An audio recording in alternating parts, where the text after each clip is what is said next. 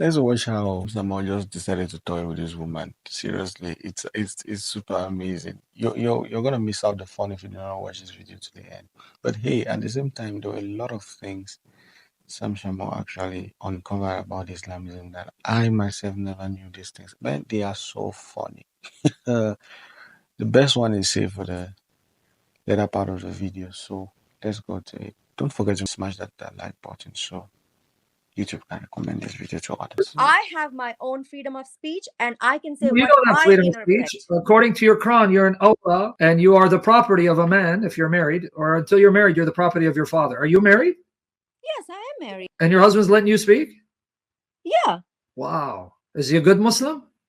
we are good Muslims. It's not you He's who can letting you decide. speak? It's Stop not calling you it. who can decide we are a good Muslim or not. No, because unless your husband gives you permission, you can't do much. That's in your Quran and the Sunnah. So he gave you permission to speak live? Permission Does to he know you're speak? doing this? Permission to speak? What do you mean? Live to non-Muslims. Islam has the most beautiful rights for women. Like beating you up, chapter 4, verse 34. That's beautiful. That's your interpretation. Okay, explain to me what idrubuhunna means. Daraba. I don't know that. Okay, Yasmin, why don't you go pray? You're not gonna talk. There's no point in talking to each other. You don't know much. I'm just being honest because Muslims say, "Oh, Sam, you pick on." Your interpretation is Okay. your own interpretation. So do not. Are you okay? Okay, let's talk. Are you okay with your husband if you wanted to having 4 wives and concubines? You okay with that? That's a very good topic there. Are you okay with it? I'm not going to answer your question without getting into details because What details? Quran statements are very, very profound. Okay, 434 and 4:3, chapter 4, verse 3. Marry if you want 2, 3, or 4, and if you can't deal fairly, 1, and as many as your right hands possess. Okay, what's unclear about that? Okay. First off, a man cannot marry a second wife if the first wife does not give permission. According to what school? According to my understanding. Okay, but I'm saying, did your prophet get permission of the 9 wives to marry one another? Absolutely. So you mean if I show you Aisha complaining that if she had a choice, she would keep Muhammad to herself? What was Aisha saying? I don't know. So why are we talking, man? You don't know. Every time I quote something, you're going to say you don't know. Why don't you go sleep or do... By the way, when you do Fajr, do you flush water in and out of your nose 3 times? Yeah. Like when you do wudu for Fajr prayer, morning prayer. Yeah. 3 times, right? You and your husband? Yeah. Okay, so... Everyone who does the wudu should let's do keep that. it with you and your husband. So when you're about to do Fajr, morning prayer, you have to do wudu and you put water in and out of your nose 3 times, you and your husband. Do you know why you and your husband do that? To clean out our nose. No, because Muhammad said to flush Satan out of your nose because he sleeps in your nose. That's one. Okay, that's Do you even believe more that? deeper. That's more deeper. But do you believe that? I gave you a very basic thing. Yeah, but do you believe that? Explanation. You believe I Satan gave you a stays in very your nose? basic explanation. But there are not just this or just for cleansing. There are so many benefits. That's not my question. Do you so believe? Many benefits in cleaning your nose and No, the benefit is to flush Satan out of your nose. Here it is. Here it is. Narrated Aisha. I'm sorry, Abu Hurairah. The Prophet said, if any one of you rouses from sleep and performs ablution, he should wash his nose by putting water in it and then blowing it out thrice, because Satan has stayed in the upper part of his nose all the night. Okay, and this is Sahih Bukhari. Let me get you the link from sunnah.com. Here's the link. Sahih Bukhari, volume 4, book 54, hadith 5. Man, my eyesight's bad. Let me see. 16. Here it is, the link, so you don't think I'm lying. So Muhammad said that's why you do it, because you got to flush Satan out of your nose. So is Satan in your husband's nose? Okay, what's the point? How many noses does Satan live in? Because if you're flushing him out of your nose and your husband's flushing out of his nose, that means he's in your nose and his nose at the same time. How is that possible? How is it possible? Because Satan is a form of I don't know exactly what form it is, but Satan is with almost everyone leading into evil. So Satan's omnipresent, huh? Wow. Even your God is not omnipresent, but Satan is, huh? Man. God is always present, always watching. And so you know why, and you know why Satan was sent, right? And Okay. you know why Satan is sent, right? And Can you you, know why can Satan you is make there, my right? point? I didn't say Allah is watching. I know you believe he's watching. I didn't say that. Satan, unlike Allah, is with you and your husband and all the Muslim noses at the same time. So he's here in your noses, all of you. Even Allah is not with you the way Satan is. So how can Satan be with all of you in your noses physically, something that Allah doesn't do? That's not right. That's not right. What your statement is not right, But because you Allah disagree with me. Allah is with you whenever you are So is right Allah physically with you like Satan's physically in your nose? physically. Seriously, Yeah, Allah because is he's so flushing. small that he Is can get water into my is nose. water physical? No, Hold on. Is Allah water is Allah so small that he can get into my nose? But wait, Satan is so big he can fit in all of your noses at the same time. Satan's form is different. Do you know what's the form of Satan? I don't want to find out, but you should because he's in your nose I right don't now. know. You I don't don't flush know him out. either, because that's ilm al But he's in ghaib. your nose right Do now. you Did know you what is flush him out? ilm al ghaib? Ilm al-ghaib means knowledge of the unseen. I just Okay, told you. good. Okay, good. I know it is, but before you go on, Satan's in your nose right now. Do you know that, right? I don't know. Yeah, your prophet just said that when you perform Fajr, you have to flush water in and out of your nose because Satan stays there overnight. It's now overnight. It's night where you're at, right? Say okay. So So he's in your you nose. Did you flush him okay? out? Okay, No, did Satan. you flush him out? Because maybe that's why you're having a hard time understanding me. Because Satan's in your nose, occupying himself, confusing you. That's why you can't understand. So he's in your nose right now. Did you flush him out? Go flush him out. Maybe you can understand. Satan is not in my nose as long as I remember Allah subhanahu wa That's ta'ala. not what Muhammad said. Muhammad said he's there in your nose until you flush him out before Fajr prayer. Another question I want to ask you. When the call to prayer, adhan, is made, it says Satan farts. He likes to fart so he doesn't hear the call to prayer. So does Satan fart really? Does he blow winds? And if he does, how nasty is the smell of his farts? What? I haven't heard this. Say that again. Well, hold on. Let me give it to you. Yeah, it's your prophet said that when there's a call to prayer, the adhan, Satan blows wind, farts so loud so he doesn't hear it and he takes off. So I want to know, here, let me, you're laughing at your prophet? Astaghfirullah, here it is, man. How are you laughing at your prophet? Here you go. Sahih Bukhari. I'm not.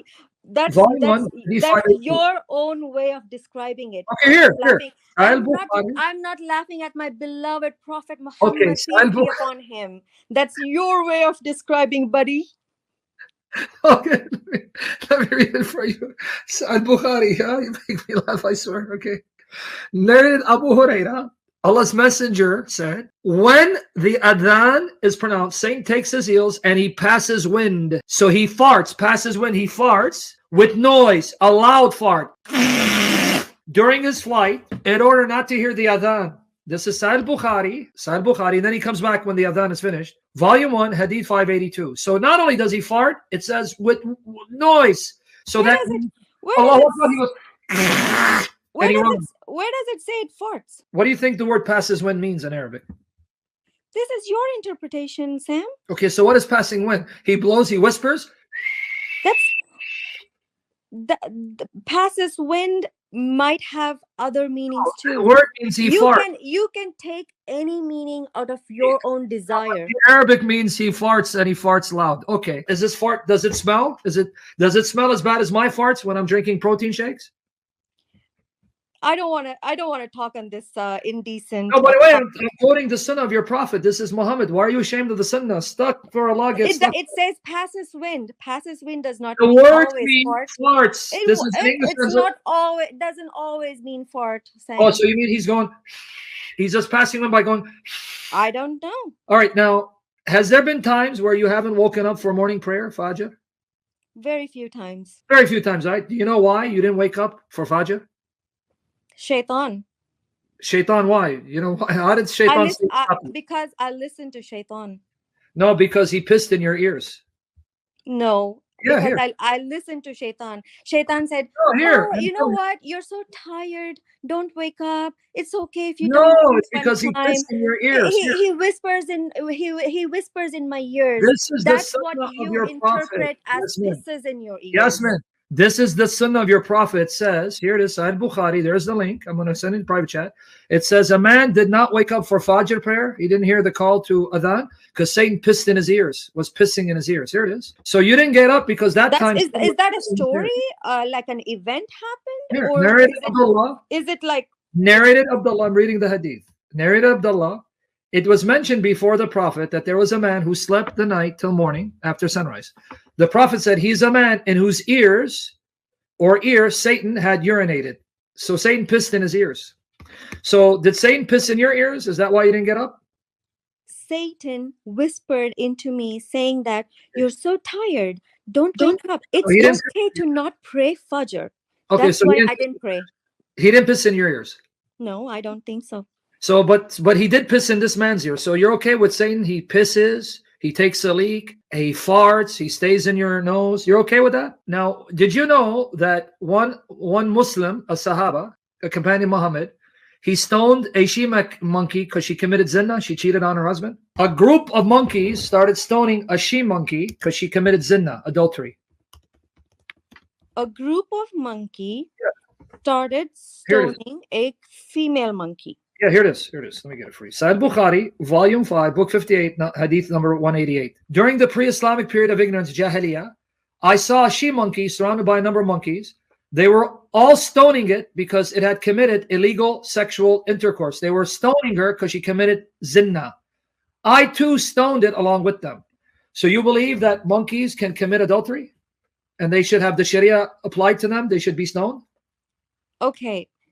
This one, for this hadith, I cannot talk about it because I need to first consult with an Islamic scholar, because first off, this is about pre-Islamic period. That's something gives me like, what pre-Islamic period, and how does this man know about this?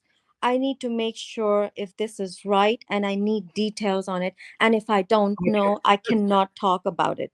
Okay, what do you think about Muhammad saying that Jews were turned into rats? Muhammad, your prophet, yeah. He said that there were some Jews, they were cursed, they were turned to rats, and then later he found out. Where is this? Oh, okay, I'm going to give it to you. It's Sahih Bukhari. Now, let me tell you how brilliant your prophet was. How did he realize that they were turned into rats? Watch his genius. This shows he's a prophet, by the way. Okay. Okay, so well, let me see. Can I post it before? Okay, hold on. Let me just post it. Yeah. Take your time. Narrated Abu Hurairah, the prophet said, a group of Israelites. This is Quran or Hadith? This is not Quran, right? This is Hadith, Bukhari. Then I'm going to give you Quran. Hadith, Sahih Bukhari. I gave you the link. Narrated Abu Hurairah, the prophet said, a group of Israelites was lost. Nobody knows what they did. But I do not see them except that they were cursed and changed into rats. How do you know they were changed into rats? Now watch. This is why. For if you put the milk of a she-camel in front of a rat, it will not drink it. But if the milk of a sheep is put in front of it, it will drink it. You know what he means? These rats do not drink the milk of a she-camel because in Judaism, they cannot eat camels or drink their milk. So these rats would not drink the milk of a she-camel because that means they were Jews. These Jews became rats, so these rats were Jewish rats. That's why they didn't drink the milk of a she-camel, because that's haram for them. But the milk of a sheep, they drank. I told this to Ka'b, who asked me, did you hear it from the Prophet? I said, yes. Ka'b asked me the question several times. I said to Ka'b, do I read the Torah? I tell you this from the Prophet. So you see the genius of your Prophet? Your Prophet realized, like a genius, hey, these rats, they don't drink the milk of a she-camel. When I put the milk of a sheep, they drink. These are the Jews that Allah cursed. These are Jewish rats, them stinking rats. That's why they don't drink the milk of camels, because camel is forbidden for them. So do you believe that Allah turned Jews into rats? That's a very, very good question. I really appreciate that. All right. That's a very good question. Let me complete my sentence if I'm allowed to start. Okay, go ahead. Okay. Again, I'm not a scholar. I have to study on this hadith, okay? And second, let me first tell you, okay? Do you want me to give you the Quran first, though, where it says they were turned into pigs and swine? Yeah, if you can send a screenshot also. Right, well, I'm going to send it to you here in the text. It's chapter 5 of verse 60 of the Quran. Surah Al-Ma'idah, the table spread, ayah 60. Say, O Muhammad, to the people of the scripture, shall I inform you of something worse than that?